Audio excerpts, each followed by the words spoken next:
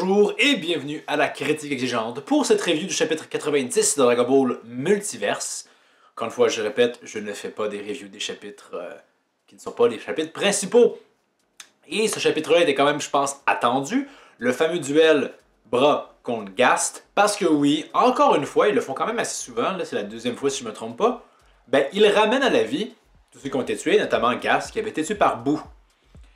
Et avant que le duel commence, on a le droit à un végétaux qui, encore une fois, semble un peu instable. C'est-à-dire qu'ils font tout chier, puis ils commencent à avoir faim parce qu'il n'y a plus de sensu, etc. Et qui semble un peu déliré, parce que vraiment, celui qui a sauvé, qui a sauvé la menace de Boo, c'est pas lui du tout. Il allait se faire vaincre comme les autres. C'est vraiment les oisillons, la race des oisillons, j'ai oublié son nom malheureusement.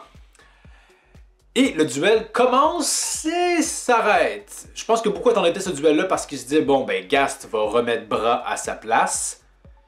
Mais finalement, c'est davantage Bra qui se ramène elle-même à sa place. Ils analysent, puis Bra décide d'abandonner. Donc en réalité, ils ne se sont jamais vraiment touchés. On analyse tant de la part de Gast que de Bra. Gast qui se dit, bon, ben, je vais essayer de la vaincre sans avoir utilisé sa magie, parce qu'en plus, elle n'a pas de coup tordu dans sa poche. Et de la même façon, Bra se dit, bon, il faut que je réussisse à gagner, malgré le fait qu'il y a de la magie, et que c'est problématique pour moi. Donc, il visualise le combat. On a un peu de la baston, mais c'est de la fausse baston, si on veut. Et il n'y a pas forcément beaucoup à se mettre sous la dent, je veux dire. Il y a des éléments comiques, comme Bra qui s'imagine qu'elle va bombarder d'énergie Gast, comme c'est souvent vu dans Dragon Ball, et elle dit que ce dernier va respecter la tradition de révéler qu'il n'a rien eu, seulement quand la poussière va s'être dissipée.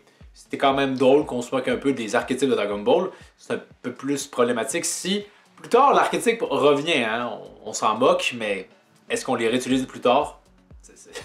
Il y a ça quand même, le problème quand on est conscient de ce qu'on peut de ce qui peut être parodié chez nous.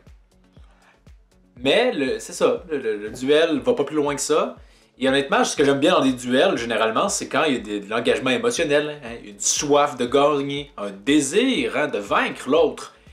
Ici, pas du tout. Bra fait juste se dire, bon, ben, Gast va probablement réaliser mon souhait, puis je pense que je gagnerai pas, fait que j'abandonne.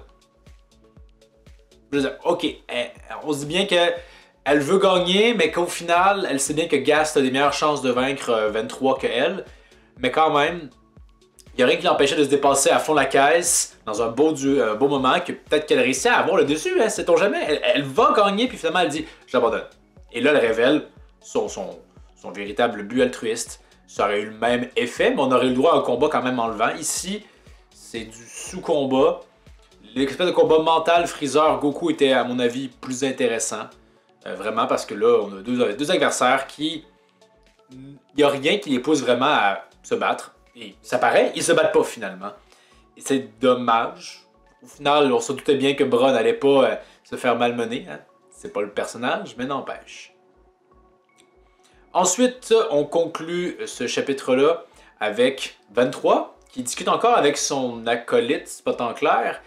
J'ai vu beaucoup d'hypothèses quant à quoi ça serait peut-être des dragons sacrés, mais qui ont un pouvoir un peu plus limité, parce que il y a quand même la notion que 23 formule beaucoup de souhaits puis est capable d'avoir des trucs.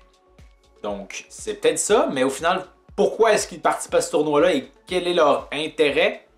Il y a ça que ça fait quand même depuis carrément pas tout le début de Dragon Ball Multiverse, mais un petit bout de temps qu'on sous-sent. Il y a cette intrigue-là qui nous tient en haleine, mais après tout ce temps-là, forcément, je crois que comme dans ces cas, dans beaucoup d'autres intrigues très longues, qui est Toby, etc., Obito, Toby, peu importe, ben forcément, ça va pas être à la hauteur une fois que ça va être révélé.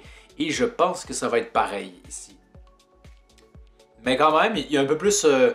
si ce sont des dragons, on voit qu'ils ont quand même davantage une personnalité, et non pas juste comme... Ben, Sharon aussi, si on veut, avait une personnalité, mais ici, un peu plus poussée. Et l'autre dit, hey, je serais capable de vaincre Gast sans ruse. Et ce dernier dit, bah, je pense pas, hein, tu te mouilles jamais toi-même. Puis il dit, exact. Donc, comment est-ce qu'on peut vaincre Gast facilement? Donc, finalement, on allait peut-être voir le dragon peut-être se battre, mais finalement, on dirait que non. Probablement que l'autre a quand même une astuce à lui donner pour vaincre facilement Gast et que le combat soit encore claqué comme ça. Ça serait un peu dommage. J'espérais que ce soit pas le cas contre Boo et ça l'a été. Donc, à voir dans le prochain chapitre, parce que techniquement, on enchaîne tout de suite. En fait, on enchaîne vers le combat Goku-Vegeta, qui risque d'être intéressant. Peut-être une occasion pour ces personnages-là, justement, de se dépasser, ce qu'on n'a pas eu dans ce combat-là. Et ça conclurait, je pense, mon avis de ce chapitre 90 de Dragon Ball Multiverse.